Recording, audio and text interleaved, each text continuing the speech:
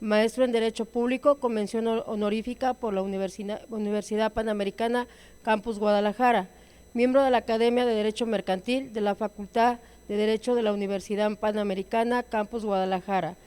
Tiene una experiencia profesional muy amplia, la cual se resalta que actualmente es abogado postulante, especializado en las materias de civil, mercantil, laboral y socio fundador de la firma Advilson SDRL de CB y asociado a la notaría número 75 de Guadalajara. El maestro Ramón Ochoa Reveles nos presenta el siguiente tema, que se llama Litis Consorcio Pasivo y su aplicación al nuevo sistema de justicia laboral. Recibámoslo con un fuerte aplauso, por favor.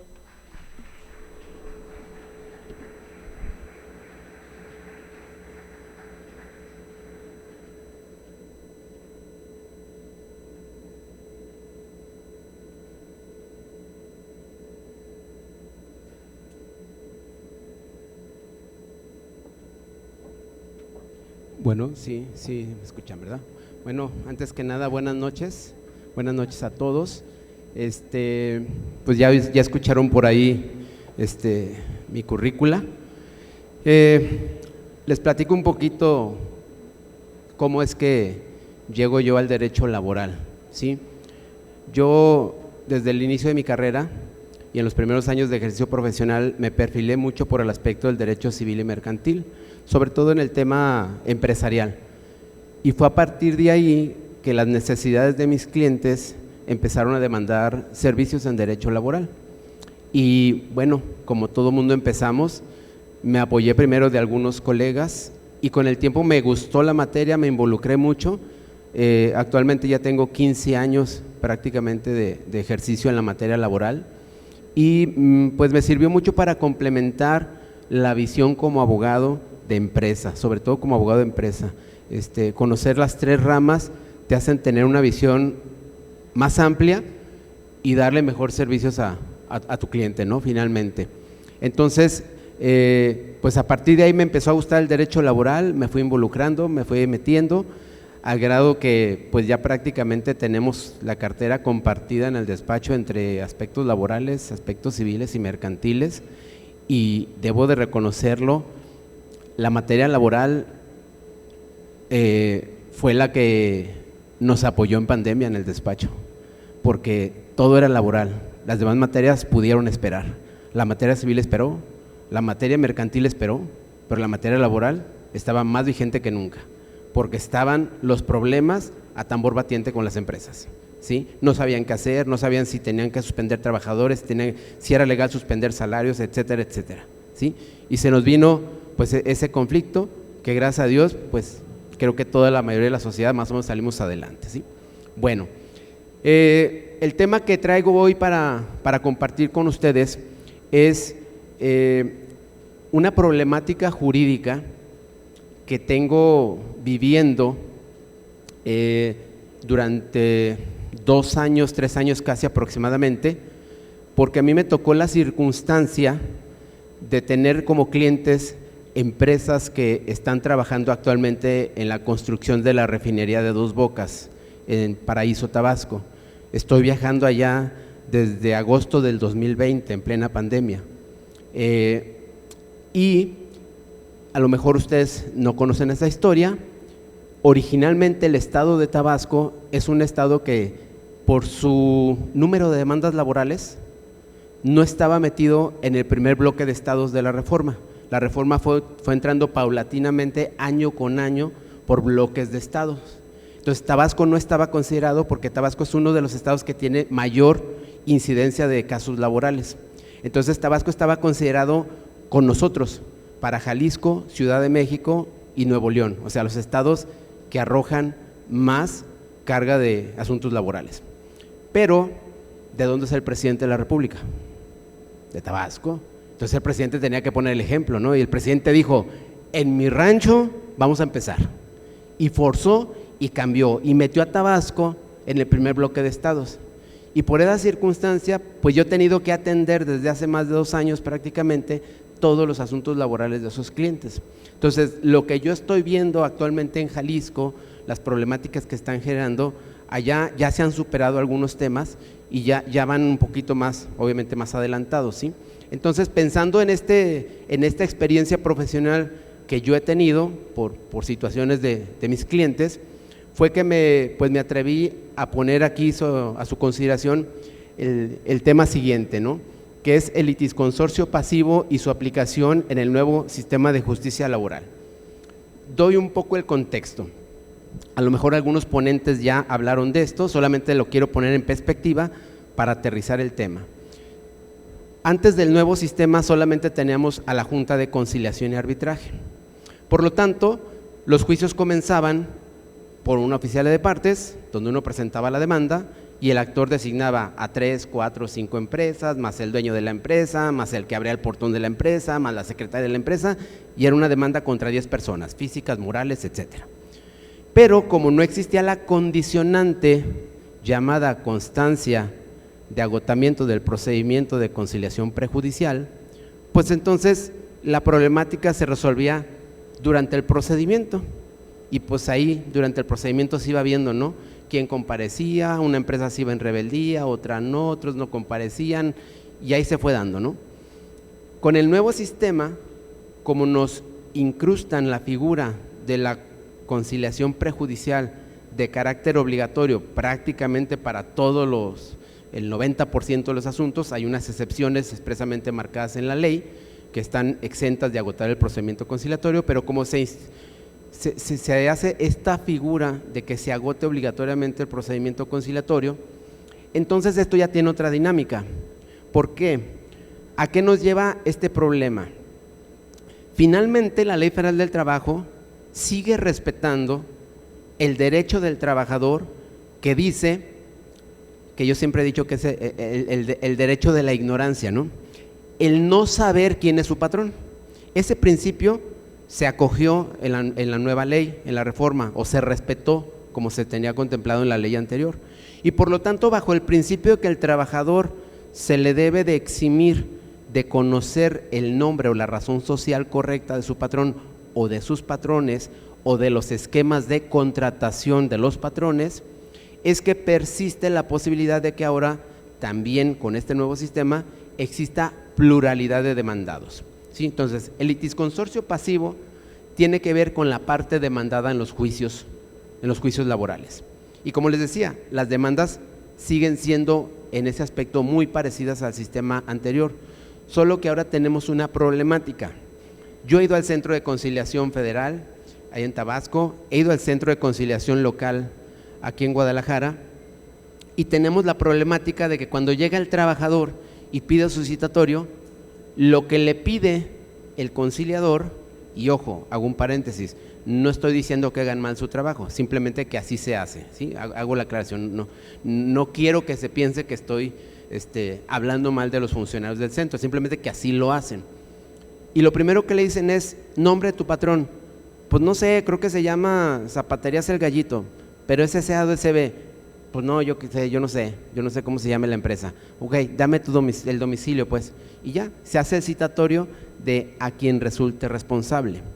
El Centro de Conciliación es una instancia que está ayudando mucho a los trabajadores y efectivamente sí está ayudando a que se evite o se haga menos esto que se conocía como el famoso coyotaje, ¿no? De que están los abogados ahí esperando captar a los trabajadores y luego los toman y presentan la demanda. Como en el Centro de Conciliación el trabajador no puede llevar apoderado, puede llevar persona de confianza, pero no apoderado.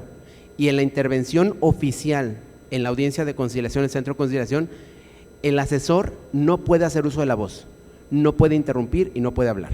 Al trabajador se le da el espacio de que si quiere consultar, se sale de la sala, platica con su asesor, que normalmente puede ser un abogado, pero en la parte oficial de la dinámica de interacción de negociación, el asesor no tiene intervención, no puede hablar, ¿sí? Entonces, ¿qué sucede? Que en muchos casos pasa esto, que el trabajador va solo y como ve que el Centro de Conciliación le hace todo, el citatorio lo notifica y le pone a la empresa, muchos trabajadores llegan al Centro de Conciliación sin abogado.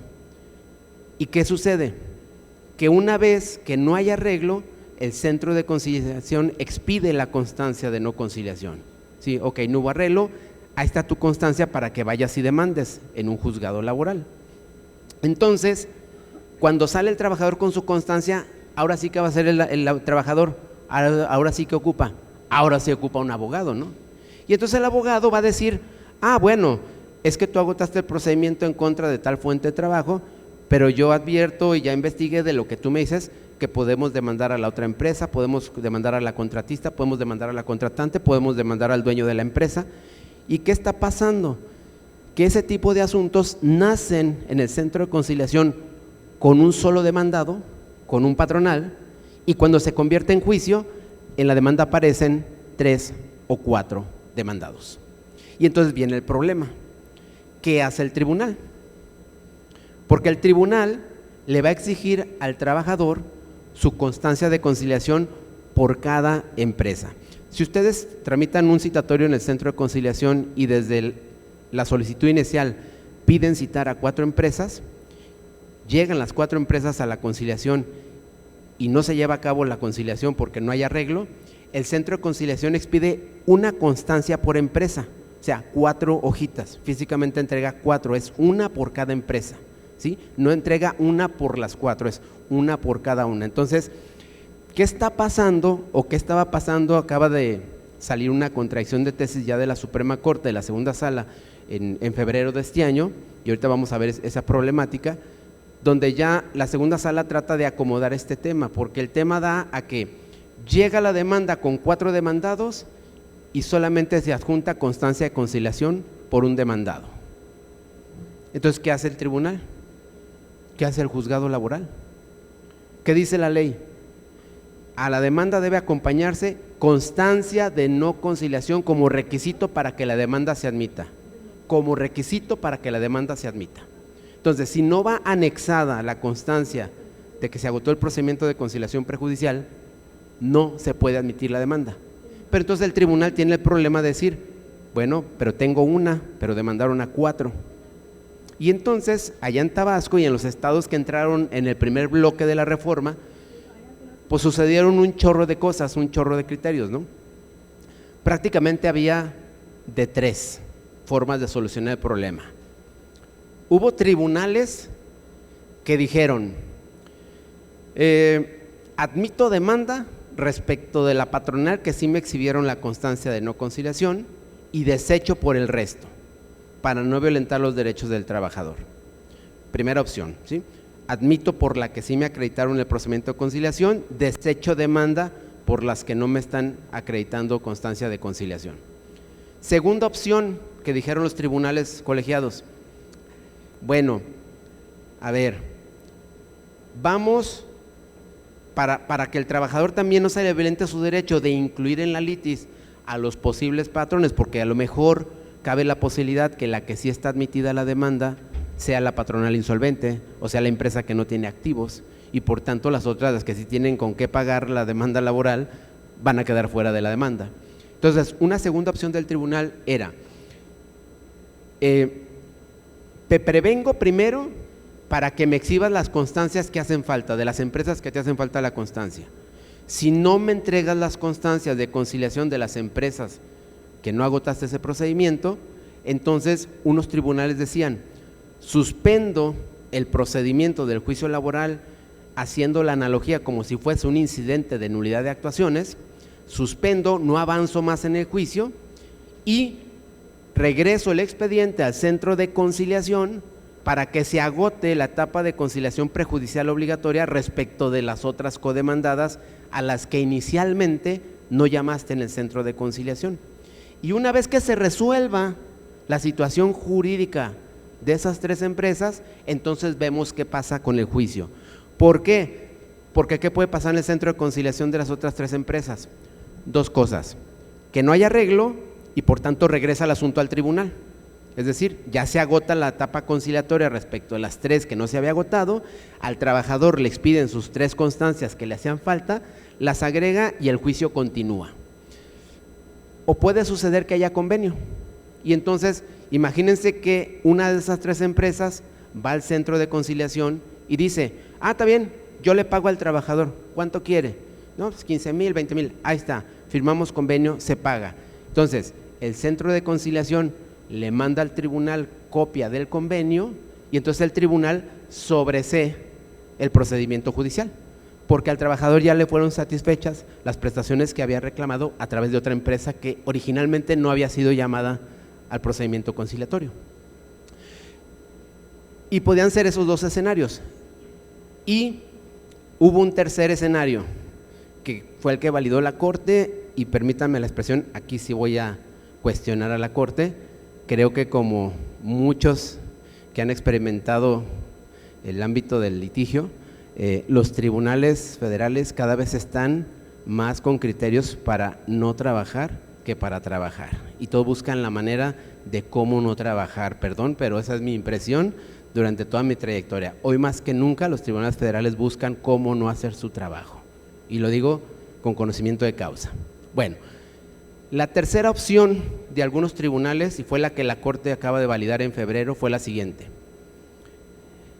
te hacen falta las 3 constancias de 3 demandadas, se termina el juicio y se archiva como asunto concluido, y te regresan al centro de conciliación para que termines la instancia prejudicial con las empresas que te faltaron. Pero ese juicio laboral queda extinto, muerto, archivado, así, como asunto concluido. No suspenden, no se reanuda. Y ahí es donde viene la complicación. Ahí creo que es donde está la complicación. ¿Por qué? Porque hay varios puntos a considerar en ese tema. ¿Qué pasa entonces con las empresas para llegar desde la primera conciliatoria a este momento que le estoy diciendo? Pudo haber pasado 6 meses, 7 meses, 8 meses. ¿Y qué va a pasar con la prescripción de las que no fueron llamadas inicialmente al procedimiento de conciliación? ¿Ya les prescribió? ¿Al trabajador ya le prescribió su derecho? 2. Luego la Corte dijo que esa resolución del Tribunal Laboral que decreta la conclusión del juicio laboral para regresar al centro de conciliación, dice, es atacable a través de amparo directo. Y entonces fíjense lo que pasa o lo que pasaba en Tabasco. Parecía de locos. Vas en un juicio, el tribunal te para y te dice, te faltan 3, tienes a 1, pero te faltan 3. Entonces, conmigo se acabó, te regresas al centro de conciliación. Y cuando vas caminando para hacer tus 3 citatorios de las 3 empresas, al mismo tiempo tienes que interponer el juicio de amparo en el tribunal. Entonces, para allá va un amparo directo que está cuestionando la decisión del tribunal que dio por concluido el juicio. Y en reversa, vas al centro de conciliación a agotar las 3 constancias que te hacían falta. Y entonces ya está de locos, ¿no?, el tema. Y entonces, ¿qué va a pasar si el tribunal colegiado concede el amparo? ¿Y qué va a pasar con la suspensión? Entonces, yo como trabajador puedo pedir que se suspenda los efectos de esa resolución y que no se abra el procedimiento conciliatorio. El centro de conciliación está obligado a acatar esa suspensión, es autoridad responsable para acatar esa decisión. Y entonces se vuelve una locura, porque entonces los abogados tienen que estar prácticamente litigando en 3 campos. De esa decisión que la Corte acaba de validar en febrero de este año, nacen 3 cosas. Vuelvo a repetir: iniciar el procedimiento de conciliación que te hizo falta de 3 empresas, atacar la decisión del tribunal por aquello de no te entumas, por aquello de vete a saber qué va a pasar después, ¿no? Entonces ya traes una cita conciliatoria, ya traes un amparo directo, y una vez que se desahogue el procedimiento conciliatorio de las que te faltaron, ¿qué tienes que hacer? Presentar otra demanda laboral, nuevamente, en contra ahora de las 4. Ya agotaste las 3 que te hacían falta, más las que ya habías agotado. Oyes, ¿y la que ya iba en el juicio? La empresa que ya estaba subida en el juicio, ¿esa qué va a pasar? O sea, se tiene que esperar nuevamente a que la vuelvan a emplazar porque la van a volver a demandar. Y entonces creo que esta jurisprudencia lo que quiso hacer para efectos prácticos es quitarle a los tribunales laborales la carga de tener expedientes en activo esperando a que se subsane la no conciliación de varias empresas. O sea, no vamos a tener expedientes en stand-by, mejor que concluyan y rapidito, y que ahí luego vemos, ¿no? Porque repito, de esta parafernalia que se arma en torno a esta decisión judicial, nacen varias cuestiones y es para donde quiero seguir con el tema, ¿no? Entonces tenemos el escenario puesto de cuál es la problemática. Un tribunal que concluye con base en un criterio de la Corte un juicio laboral que lleva en camino y que lo regresa al centro de conciliación para que se agote respecto de 3 empresas, de una que ya estaba y 3 no. Entonces, primera pregunta para polemizar y para ponernos a pensar. Número 1, ¿cómo juega la prescripción para todos los sujetos? Al trabajador le extinguieron su instancia, le extinguieron su demanda, le extinguieron su juicio, el juicio que ya llevaba avanzado. Y saben otra gravedad, en Tabasco sabe cómo lo están haciendo, hasta de oficio. O sea, ni siquiera, si de los hechos de la demanda se desprende que pueda tener intervención otro ente patronal respecto del cual no hay constancia de conciliación prejudicial, de oficio el tribunal concluye el juicio y lo manda y lo regresa al centro de conciliación nuevamente. Entonces, primera pregunta, ¿qué pasa con la prescripción? ¿El trabajador cuánto tiene para demandar un despido? 2 meses, ¿sí? Y luego la ley está más complicada, porque la ley en un artículo dice que la interposición de la solicitud de conciliación prejudicial, en unos artículos dice suspende la prescripción y en otras dice interrumpe, así, literal. Entonces, si suspende, se contabiliza la prescripción, pausa, salimos del centro de conciliación, demanda, se reanuda la prescripción. Si es interrupción, sales del centro de conciliación y te vuelven a computar los 2 meses. Una suspensión, otra es interrupción de la prescripción. Entonces yo aquí advierto alguna problemática y como siempre la Corte saca contradicciones de tesis y no piensa en otras instituciones o en otras figuras que va a trastocar esa jurisprudencia. Ejemplo, la prescripción. El trabajador, ¿cómo puede llamar a juicio después de 6, 7 meses o cómo abrir un procedimiento conciliatorio a empresas después de que ya pasaron 6, 7 meses? Yo como empresa, ¿saben qué haría? Diría, pues voy al centro de conciliación y no me arreglo y luego va a venir la demanda y cuando llegue la demanda ya pasaron 8 meses, ¿no? Porque en el centro de conciliación nos aventamos 2 meses, entre que haces el trámite, te dan la cita, segunda cita, te aventaste 2 meses. Para cuando interponga y me llegue la demanda oficialmente, el despido ya transcurrieron 8 o 9 meses.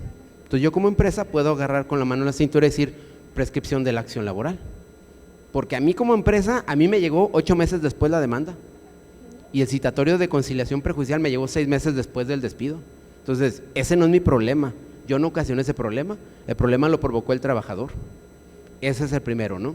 Segundo, el trabajador cuando interpone el amparo en contra de la decisión de conclusión del juicio laboral, ¿qué tal si él gana ese juicio de amparo?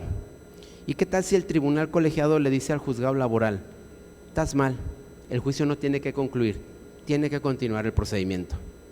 ¿Qué va a pasar con el procedimiento de conciliación que ya reactivamos? ¿Y qué va a pasar con la segunda demanda? Porque yo estoy seguro que en lo que se resuelve el amparo, el asunto ya va a pasar por el centro de conciliación nuevamente, por segunda ocasión, y probablemente ya tengamos la segunda demanda, ya inclusive admitida, donde ahora sí ya van las 4 empresas, no nomás una. Entonces vamos a tener una demanda, segunda demanda con las 4 empresas y una primera demanda concluida, pendiente de resolverse un amparo respecto de una demandada. Y entonces, ¿cuál va a prevalecer? Pues claro, a mí mi intuición jurídica me dice que el que puede lo más, puede lo menos, ¿no? Entonces, si el tribunal colegiado decide que el primer juicio debe subsistir y continuar, entendería que el segundo juicio que se abrió por regresar al centro de conciliación debería sobreseerse, debería quedar sin materia. ¿Por qué? Porque ya hay un primer juicio y el tribunal dijo que fue ilegal el regreso al centro de conciliación. Entonces, respecto a la prescripción, está en veremos, porque les repito, la Corte nomás nos dijo lo que puede hacer el tribunal laboral, pero no nos dijo las consecuencias, ni cómo vamos a jugar con esas consecuencias. A mi modo de ver, el tema de la prescripción queda a mucho debate. ¿Por qué? Porque si hay pluralidad de demandados, cada demandado puede oponer sus propias excepciones. Y por lo tanto, para las 3 empresas nuevas a las cuales apenas se les está aperturando la conciliación y la demanda, podrían plantear la excepción de prescripción. A la empresa que sí fue llamada en el primer juicio, probablemente esa no podría optar ya por la prescripción. Y viene un segundo tema en la prescripción. Centro de conciliación, juicio. Etapa prejudicial administrativa, etapa judicial per se. Instancias separadas. Es decir, el juicio no es continuación de la conciliación prejudicial, no. El procedimiento de conciliación se cierra con el convenio, con el archivo porque no compareció la parte solicitante por falta de interés jurídico o con la constancia de no conciliación para que el solicitante vaya y presente su demanda. Nomás hay 3 sopas, ¿sí?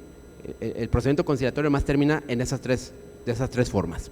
Entonces, cuando el juez decreta la conclusión del juicio porque faltaron 3 empresas, para cuando se abre en el centro de conciliación la nueva conciliación ordenada por el tribunal, la instancia continúa, esto es, ¿sigue interrumpida la prescripción por efecto de la presentación de la demanda o se corta la prescripción?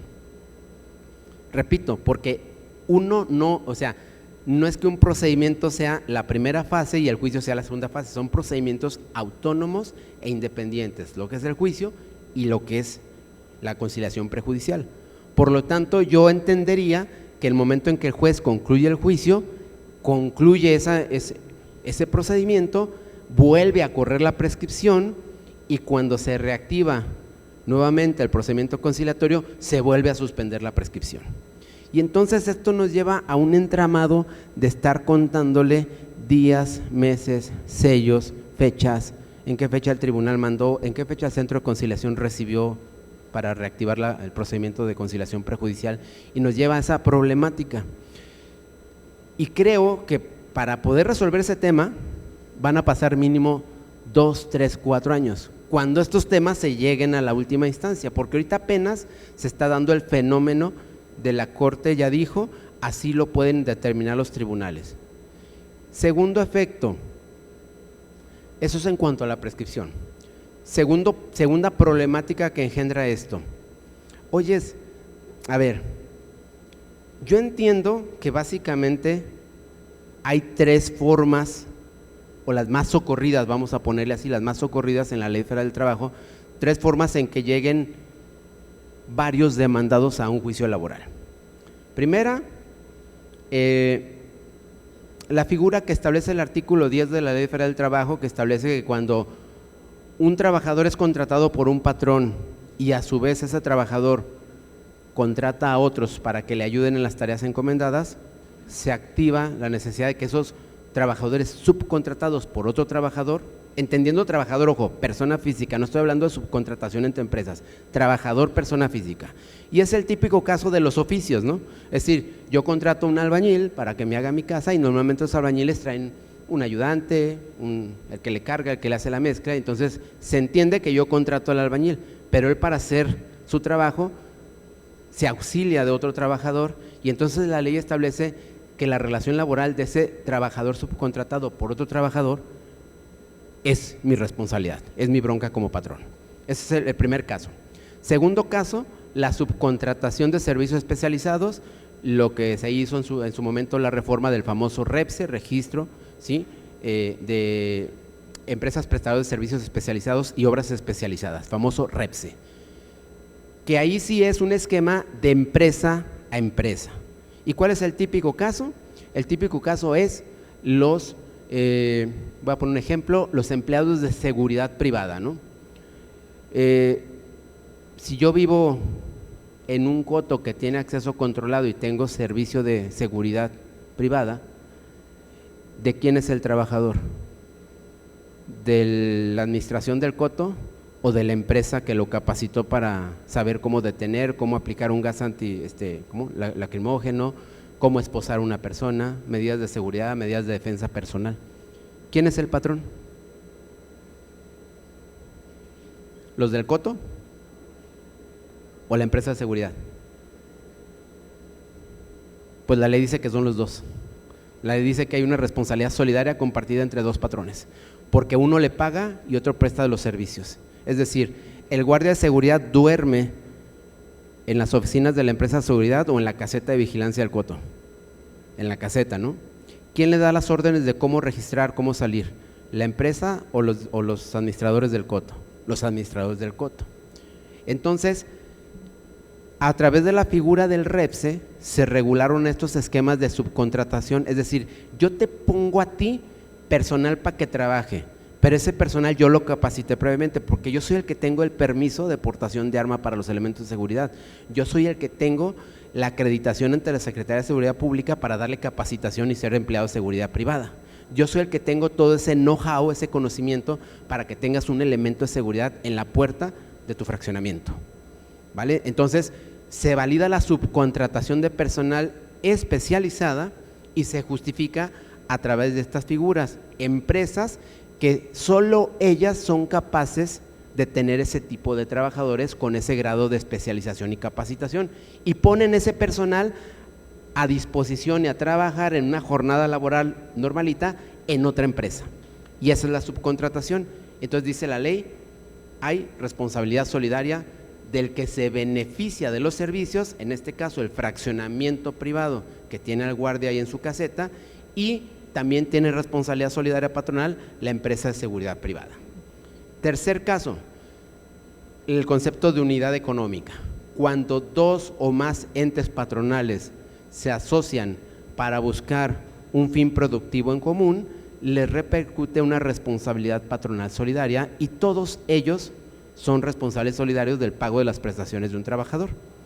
Pero resulta que en los tres ejemplos que les estoy dando, que son los más socorridos para tener varios demandados en un juicio laboral, resulta que esos tres ejemplos, el elemento común es responsabilidad solidaria, ¿ya? ¿Y cómo funciona la solidaridad en las obligaciones?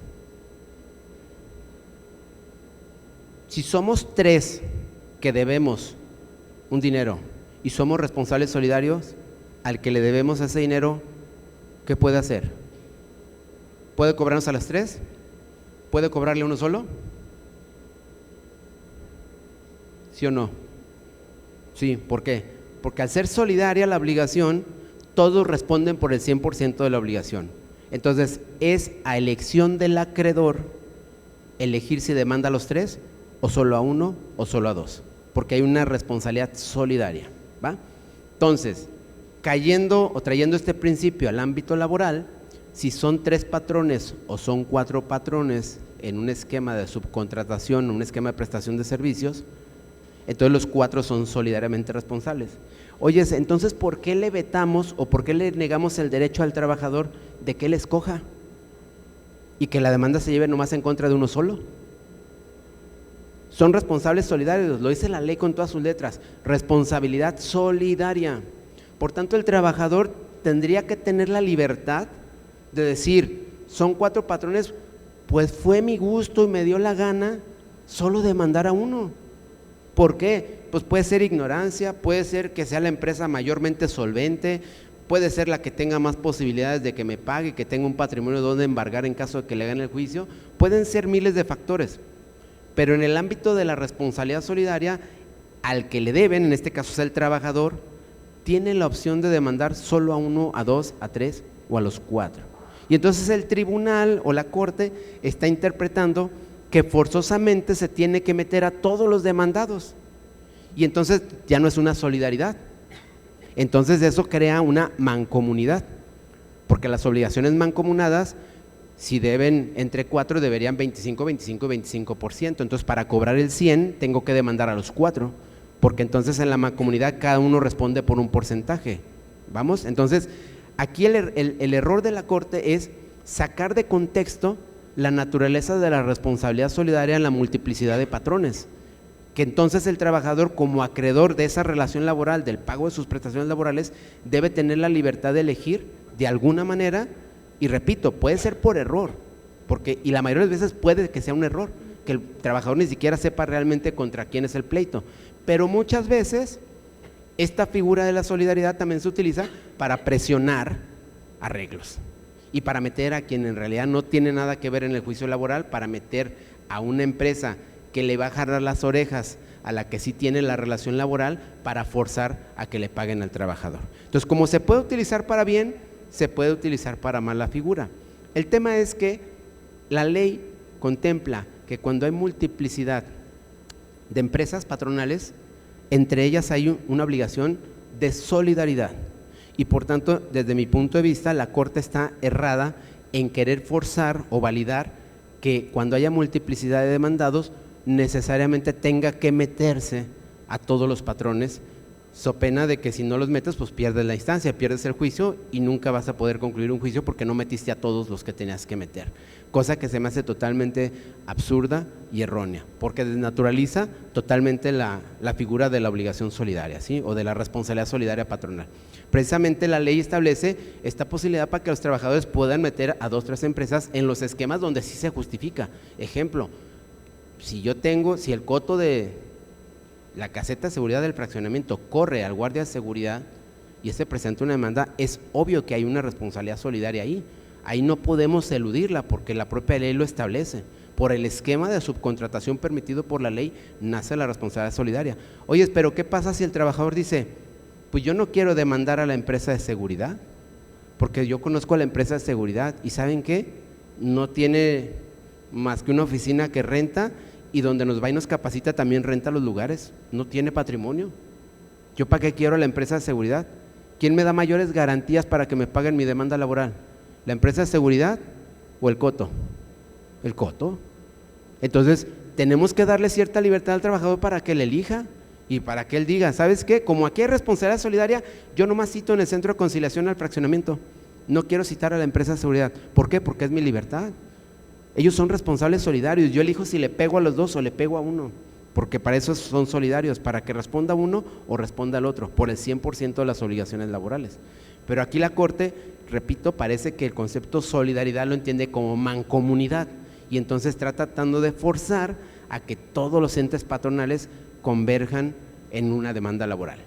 En el caso de Tabasco, les voy a platicar hace un instante aquí con las autoridades académicas de la universidad.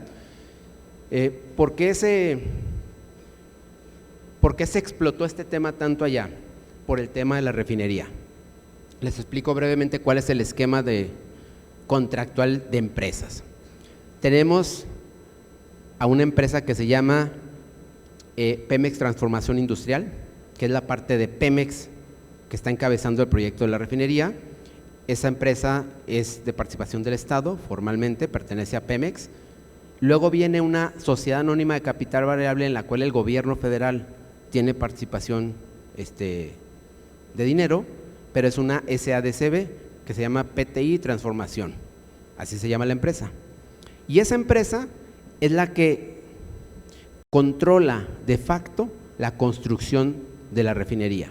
Entonces, ¿cuántos patrones llevamos ahí apenas? 2. Ya tenemos a Pemex Transformación Industrial y a PTI Transformación SADCB. Y luego PTI contrata a 10, vamos a poner a 10 empresas mayoristas, Samsung, ICA, Techin, varias empresas. Y de esas 10 empresas primarias que tienen sus contratos directamente con el gobierno a través de la figura de la empresa que les digo, PTI, viene la ramificación ya de cientos de empresas subcontratistas. Entonces, en el esquema de la refinería, una demanda laboral trae aproximadamente mínimo 4 empresas. Demandan a Pemex, Transformación Industrial, a PTI, vamos a poner el caso de ICA o Samsung, a Samsung y a Vidrios del Sureste de la Nación, que es una empresa ya local. Y si esa subcontrata a otro, pues mandan llamar a esa. Y entonces se vuelve un esquema, cada demanda de 5 empresas, cuando en realidad todos sabemos que la relación laboral o la responsabilidad solidaria a lo mucho es entre el que tiene la relación laboral directa con el trabajador y si acaso me apuran con el que contrató esa empresa. Pero hacer creer que esta subcontratación es un esquema piramidal donde se pretende lesionar los derechos de los trabajadores y hacer chanchullos, pues no, les voy a decir por qué, porque entonces ninguna empresa podría contratar con otra empresa.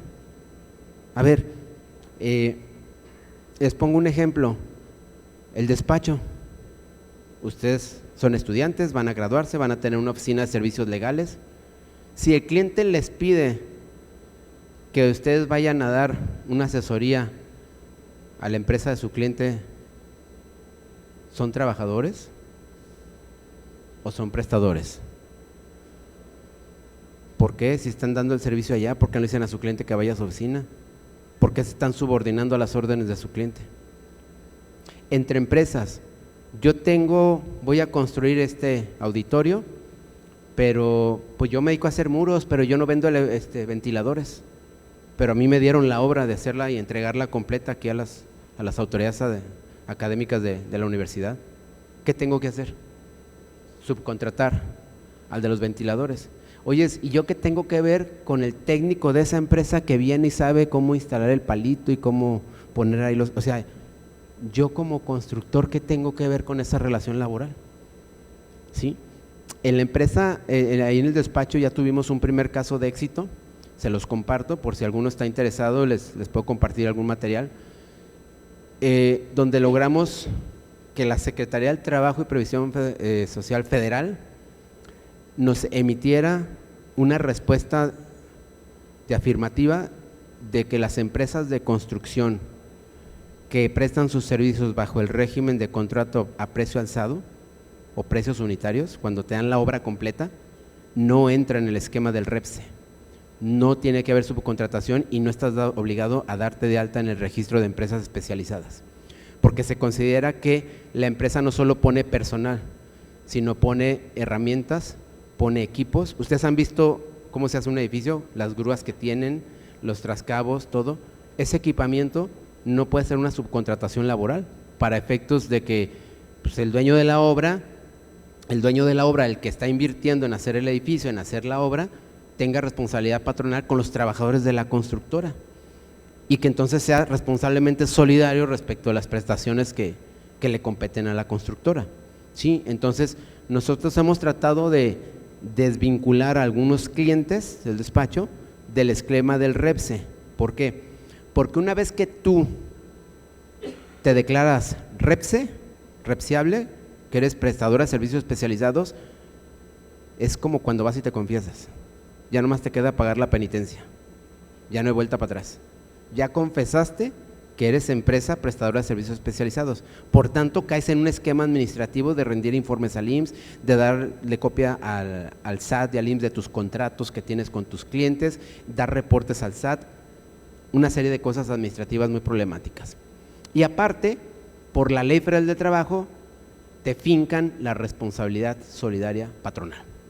Es decir, ya hablaste, confesaste tu pecado y por consecuencia ahora tienes que pagar la penitencia. ¿Cómo se llama esa penitencia? Responsabilidad solidaria patronal. Entonces, abusados con los temas del REPSE, ¿sí? No es como lo pintan, hay que tener mucho cuidado en si damos o no damos de alta a las empresas en el REPSE, porque muchas no caen en esa figura, Entonces, la responsabilidad solidaria, repito, impacta al tema que nos ocupa por la decisión del tribunal cuando decide concluir el juicio, porque es necesario llamar a otros entes patronales que originalmente no fueron llamados. Y entonces te fincan la responsabilidad solidaria y cabe la posibilidad, por ejemplo, tuvimos un caso en Tabasco donde el trabajador argumentaba y decía, es que yo no quiero que el tribunal me regrese al centro de conciliación. ¿Saben por qué? Porque a la empresa que sí demandó ya se le había ido el juicio en rebeldía, no había contestado la demanda y era una empresa solvente. Entonces ya tenía el asunto prácticamente en la bolsa de alguna manera, o ya llevaba mucha ventaja procesal. Pues el tribunal laboral va para atrás el asunto, se concluye el juicio y te regresas al centro de conciliación a buscar a los 3 que te faltaron. Oye, pero ya, o sea, pero ya casi faltaba una audiencia, iba a ganar el juicio, iba a dictar sentencia, iba a entrar en la fase de ejecución de sentencia para embargarle bienes a la empresa para que me pagaran. No, lo siento mucho, se te olvidó llamar. Y en ese asunto fue de oficio, es decir, el tribunal advirtió en los hechos que se nombraban a 2 empresas por ahí en los hechos de la demanda como beneficiarios de los servicios del trabajador, y el tribunal de oficio da por concluido el juicio laboral y regresa el asunto al centro de conciliación. Y luego hay otros asuntos diferentes, donde por ejemplo un patrón ya contestó la demanda, ya asumió la relación de trabajo, ya está la litis trabada y no obstante ello el juzgado va para atrás, te regresas nuevamente al centro de conciliación. Y entonces los otros patrones dicen, oye, pues si aquel ya había asumido la relación laboral, ¿para qué me llamas a mí? Si él ya había dicho que sí era su trabajador, que sí ganaba tal salario, que sí esto, que sí aquello, ¿para qué nos invitas a nosotros? No, es que ahí te mencionaron, en algunos hechos de la demanda, ahí está mencionada tu empresa. Y vas y te meten nuevamente al tema de la demanda, ¿no? Entonces, número 1, problemática de prescripción por los tiempos que juegan entre que se regresa al tribunal y los efectos que se produce en ello. Tema número 2, responsabilidad solidaria patronal. Creo que no va por ahí el tema como lo resolvió la Corte. ¿Por qué? Porque, repito, el trabajador está en libertad de demandar a 1, a 2, o 3, o 4 y no es obligatorio demandar a todos. Yo diría que es un uso y costumbre del derecho laboral, demandar a todo mundo y hasta el que te imagines, pero legalmente y estrictamente apegados a derecho, el trabajador no está obligado a llamar a todos. Basta con que llame a uno o a alguno de los que él considere patrones para que la demanda pueda caminar perfectamente. Este criterio de la Corte ahorita se los voy a exponer por si quieren tomar nota del número de registro, y hay un criterio, una jurisprudencia firme del Tribunal Colegiado de allá de Tabasco, donde me llamó la atención que ese criterio es de noviembre del 2022 y la contradicción de tesis de la Corte es de febrero del 2023, o sea, de hace 2 o 3 meses. Pero me llamó la atención que el criterio del Tribunal de Tabasco no trae el comentario de que esa jurisprudencia haya quedado sin efectos por la contradicción de la segunda sala.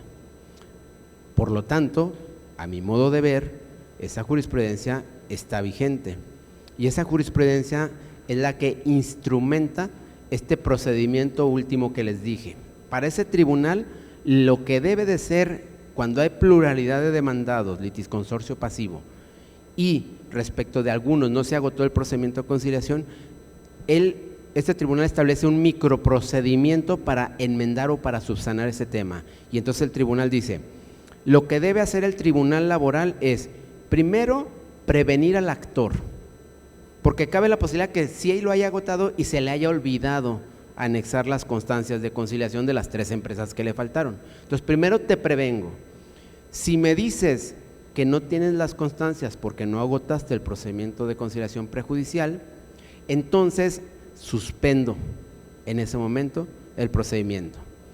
Inclusive hay unos que dicen que si eso se detecta en la revisión de la demanda, previo a admitir la demanda se hace la prevención, y si no se cumple la prevención y no se adjuntan las constancias de conciliación faltantes, entonces ni siquiera debe de admitirse la demanda. Dice, se deja en reserva la admisión de la demanda, se le regresa al centro de conciliación, el juicio queda suspendido y una vez que se agote el trámite de conciliación por las 3 que faltaron, entonces me traes las constancias de conciliación y entonces ya puedes, ahora sí que tu demanda se admita contra los 4 demandados y ahora sí ordenamos el emplazamiento contra los 4 demandados y caminamos con las 4 contestaciones de demanda y nos vamos los 4 a la audiencia preliminar y nos vamos los 4 a la audiencia de juicio.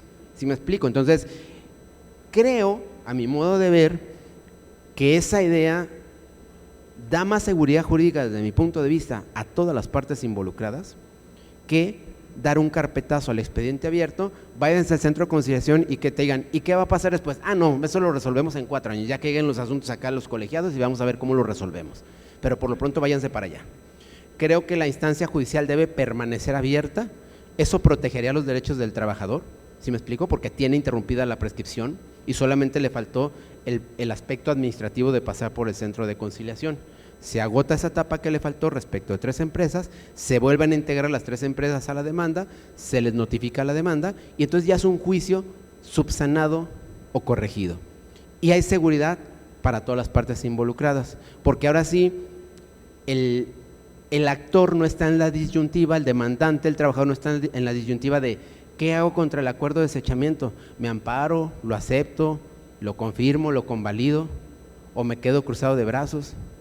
Porque imagínense donde el trabajador ya tiene una demanda que ya iba avanzada y no impugnen el amparo esa decisión del tribunal laboral, pues ¿en qué condición queda él? Si resulta que va a haber 2 demandas y donde el tribunal colegiado o no interpone amparo y después le van a decir, como a mí se me ocurrió en un asunto, no se llegó a las últimas consecuencias, pero bueno, así se planteó porque hubo conciliación. Pero a mí me tocó estar en una situación de esas 3 empresas que originalmente no eran llamadas y que después fueron llamadas, ¿sí? Con conclusión de juicio. Entonces yo lo que hice fue muy sencillo, dije, no, pues cuando me emplacen, voy al centro de conciliación, digo que no llegó a ningún arreglo y cuando me emplacen de la segunda demanda voy a poner la prescripción y se acabó el asunto. Y entonces cabe la posibilidad que a ese trabajador en ese segundo juicio, esa segunda demanda, un tribunal en la última instancia le diga, ¿sabes qué? Tenías que haber interpuesto el amparo cuando en la primera demanda concluyó tu asunto. Y como no interpusiste el amparo allá, y acá están prescritos de estas empresas, pues ni aquí ni allá. Y te quedas, perdón, como es el dicho, como el perro de las 2 tortas, ¿no? O sea, ni comiste en una, ni comiste en otra. Porque en una todos se te excepcionaron por la prescripción, pasaron más de 2 meses. Y en otra, pues quedó concluida y como no agotaste el amparo, esa resolución causó estado y fue firme. Por lo tanto, el desechamiento de la demanda queda firme para todos los efectos legales. Entonces, creo que la solución a este problema, desde mi punto de vista, pasa por el lado de mantener la instancia del primer juicio abierta, sí regresar al centro de conciliación, que nomás porque la ley dice que se ocupa el papelito y la constancia, porque técnicamente en los juicios laborales hay conciliación, abogados, ¿sí? O sea, la audiencia preliminar empieza con la conciliación. Entonces, híjole, a veces pecamos de rigoristas, ¿no? Y queremos ser más papistas que el Papa, ¿no? ¿A qué vas a mandar a 3 empresas? Pues ya súbelas a la demanda y en la preliminar agota la conciliatoria. Si no se arreglan en el centro de conciliación, no se van a arreglar en el juicio. Eso sí te lo aseguro. El que tiene voluntad de arreglar un asunto, se arregla. Yo acabo de llegar ayer en la madrugada de Tabasco, fui a una audiencia de juicio en el Tribunal Laboral Local de Cunduacán, Tabasco, ya me sé hasta los municipios, de 3 años que estoy yendo. De Cunduacán, que es un municipio que está a media hora de Villahermosa, Tabasco, y ofrecimos en audiencia de juicio 3 meses de salario, la indemnización completa y sus prestaciones de ley, y los trabajadores decían que no, que ellos querían con todo y sus salarios caídos. Entonces realmente las empresas cuando tienen voluntad de arreglarse buscan la manera de arreglarse, y realmente yo tengo en mi experiencia que las empresas no se arreglan porque no quieren, y no se arreglan a veces cuando sí, los trabajadores están muy elevados en sus pretensiones o cuando hay un tema personal de trasfondo, es decir, que el rompimiento del vínculo laboral obedeció a temas muy personales, hubo agresiones, hubo a lo mejor situaciones verbales incómodas y entonces pues las emociones están a flor de piel, ¿no? Y eso impide que haya un ambiente de conciliación y negociación. Pero un asunto normalito donde despides a un trabajador, realmente creo que el 70-80% son arreglables. Y por cierto, hay un tema que quiero que eventualmente le pidamos a los centros de conciliación, porque no nos dan el reconocimiento a los abogados litigantes, ¿eh? Ellos traen su estadística que han arreglado 30,000 asuntos y yo les aseguro que 20,000 los abogados los arreglamos antes de ir al centro de conciliación y llegamos ya con el trabajador listo para firmar. Y eso no lo dicen en la estadística. Ellos se cuelgan la medalla de los litigantes, entonces en honor a la verdad y no por criticar, tendrían que tener un reconocimiento, no sé si mis anteriores compañeros expositores lo hicieron, pero el gremio de los abogados laborales de empresa coadyuvamos mucho desde antes del nuevo sistema, en el anterior sistema con los citatorios de la Procuraduría de la Defensa del Trabajo o las áreas de conciliación que abrían las juntas de conciliación y la Secretaría del Trabajo. O sea, los abogados hacemos mucha de la chamba de conciliación y les llegamos al centro de conciliación con 20 trabajadores ya formaditos, peinaditos, uniformaditos y nomás, fírmele papá, fírmele y ahí le va su lana, fírmele, ahí le va su lana. Y ahí el Centro de Conciliación no hace más que prestarnos sus instalaciones e imprimirnos los papelitos, porque en el sistema anterior uno podía llevar los papelitos ya hechos, nomás para que la autoridad nos pusiera el sello y la firma de la ratificación del convenio. Ahora no, tiene que ser a través del Centro de Conciliación. ¿Y saben por qué es así? Por la plataforma que usan. No sé si ya les comentaron, la plataforma es un modelo a nivel nacional donde el conciliador únicamente va capturando datos, no es un archivo de Word que se pueda manipular donde le podemos quitar el párrafo 3, la cláusula quinta. Ellos nomás ven campos, parte actora, fulano de tal, siguiente campo, parte demandada, fulano de tal, prestaciones que se le va a pagar, esta. Y una vez que llenan todos los campos, como una solicitud de internet, entonces ya el sistema les arroja el convenio en físico, ya con los datos integrados. Entonces por eso es que ellos también están limitados en cuanto a su función. Entonces, repito, ahí yo creo que los abogados postulantes, los abogados de litigio, nos debemos ahí una estrellita, aunque sea que nos pusieran, porque sí les quitamos mucha de la chamba. Si los abogados de empresa no hiciéramos nuestra gestión de conciliación al seno interior de las fuentes de trabajo, estoy seguro que aquello reventaría. Estoy seguro que aquello no tendría capacidad para dar respuesta a todo el cúmulo de citatorios que les llegarían, ¿sí? Entonces, también los centros de conciliación tienen que estar conscientes que el gremio apoya y apoyan mucho a evitar los conflictos laborales.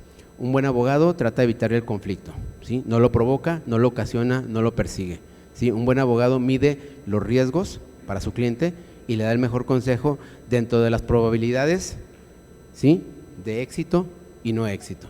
Entonces, ese es un tema que yo quería también participarles, porque creo que ahí le hace falta un poco de reconocimiento a todo el foro de los abogados, sobre todo los que nos dedicamos mucho a asesorar empresas, que hacemos mucha labor de ese tipo para evitarle contingencias a nuestros clientes. Bueno, no sé cómo vamos con el tiempo, ya creo que ya estoy a punto, ¿verdad? Bueno, entonces, pues si quieren, aquí yo termino mi exposición. Si quieren hacer alguna sesión de preguntas, adelante, no sé cómo sea la dinámica aquí, ¿sí? ¿Sí?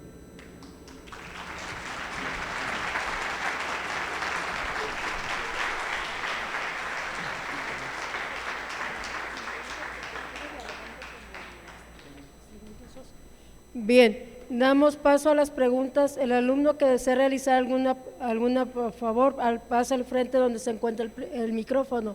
Nada más se recibirán 2 personas.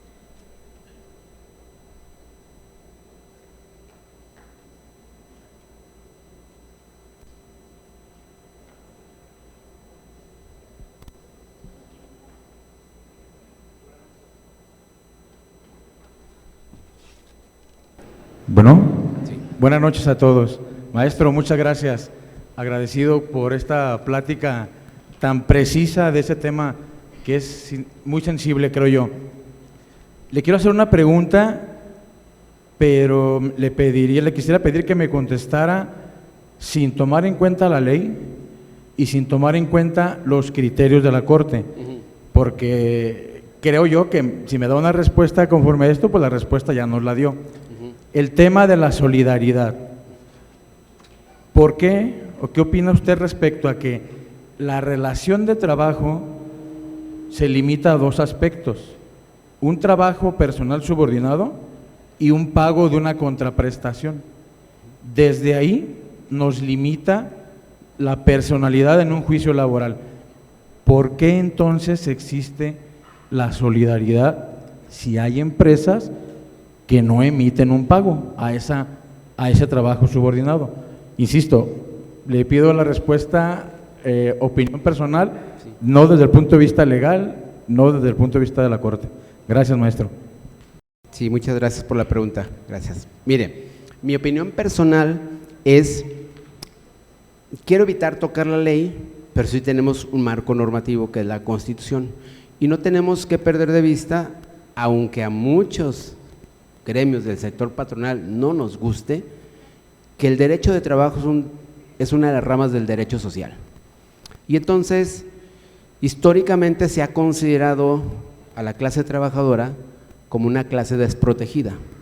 y se ha concebido que la clase patronal es la que sí tiene los medios y los recursos para poderse asesorar y crear esquemas de contratación complejos para eludir finalmente el pago de responsabilidades laborales o para disminuir el impacto administrativo en la empresa, ¿no?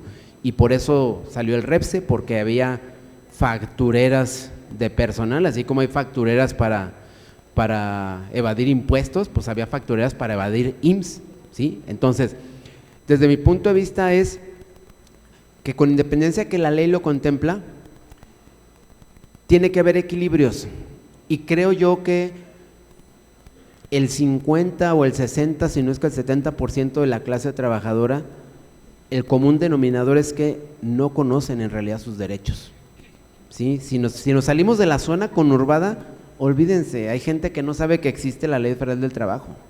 Entonces, desde ese punto de vista, creo que aunque una empresa sea la que actualiza los elementos de la relación laboral, que es la subordinación, y ahora la ley dice el pago de un salario, porque antes decía dependencia económica, y desde la reforma de Calderón se modificó el concepto, dice el pago de un salario y la subordinación. Aunque haya una empresa que consolide los dos elementos de la relación laboral y pareciera que eso podría excluir a otro ente patronal, lo cierto es que la economía tiene un dinamismo y las empresas se agrupan y hacen sus fines de una manera y sus estrategias fiscales administrativas de una manera. Entonces, aunque no me gusta, yo encuentro una cierta justificación, ¿sí?, en que la ley proteja al trabajador de esa manera, aunque claro, repito, se ha abusado del tema y vaya que hay despachos que defienden a trabajadores muy agresivos, ¿sí?, donde abusan de esta solidaridad para meter en problemas a empresas que en realidad no tienen nada que ver con la relación laboral. Pero yo insisto, tiene su origen en que estamos en un esquema de derecho social y es muy similar a lo que pasa con los núcleos agrarios. O sea, váyanse a pelear con un ejido, olvídense, en 1000 años no ven la tierra, ¿sí?, porque allá también todo es suplencia, todo es a favor de ellos, hay que suplirles todo, bla, bla, bla, bla. Entonces, son derechos sociales que los hemos estado acarreando pues prácticamente desde la revolución, las famosas conquistas laborales. Entonces, mientras no haya una evolución en la idea y también no haya parte de honestidad en el sector empresarial, también hay que decirlo, así como hay abogados de trabajadores que abusan, hay esquemas patronales muy agresivos, demasiado agresivos, o sea, empresas de papel que pueden despedir a 500 trabajadores y saben que van a encontrar a los trabajadores cuando cobren. Nada, un local desocupado y vacío y un acta constitutiva de una empresa, con eso van a encontrar. Entonces, en el esquema de abusos y más entendiendo nuestra cultura mexicana, una cultura que indebidamente nos han metido en la cabeza la historia de que el que no es tranza no avanza, ¿verdad?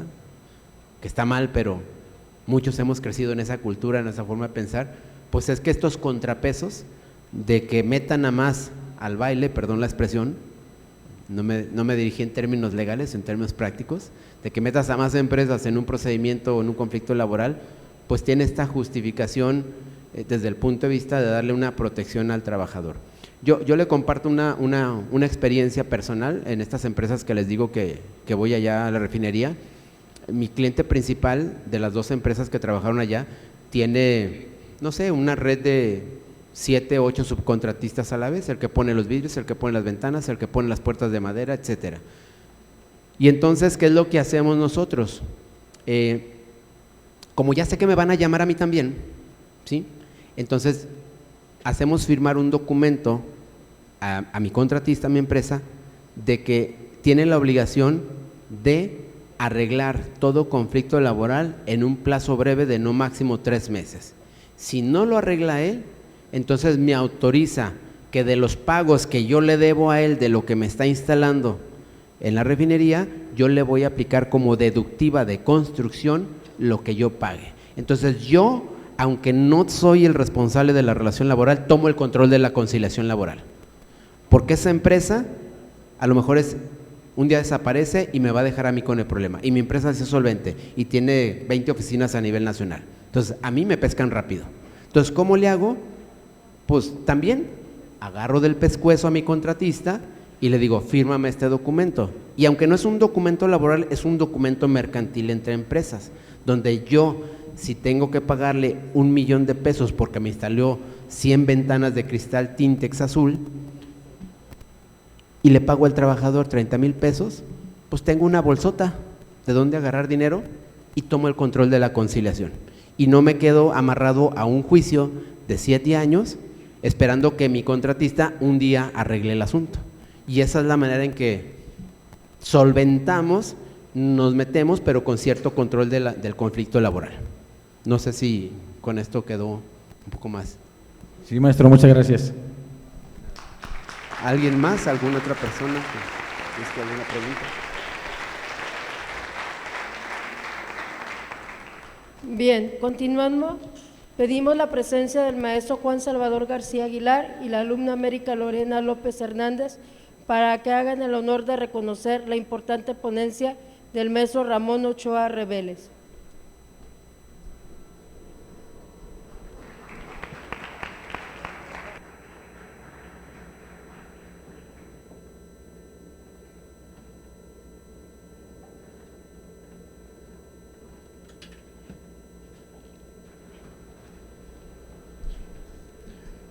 Maestro Ramón Ochoa, es un honor y un gusto haber escuchado esta docta conferencia. Se lo agradecemos de corazón.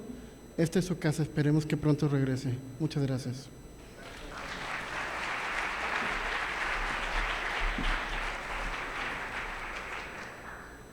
Buenas noches, maestro Ochoa, en reconocimiento y dándole gracias por su impecable ponencia. Este reconocimiento es por parte de la comunidad estudiantil. Muchas gracias.